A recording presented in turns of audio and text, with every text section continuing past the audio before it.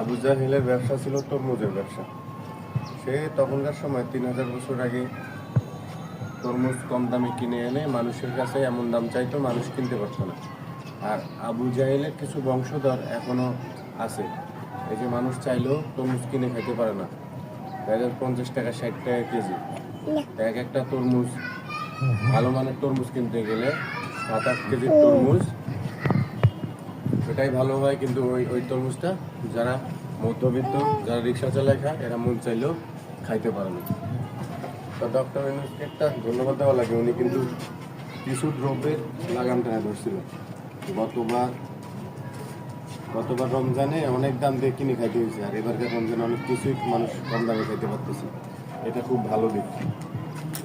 তো এই আবু জাহেলের বংশধরকে একটু ধরা লাগবে। আর হচ্ছে লেবু সিন্ডিকেটটা ভাঙা উচিত।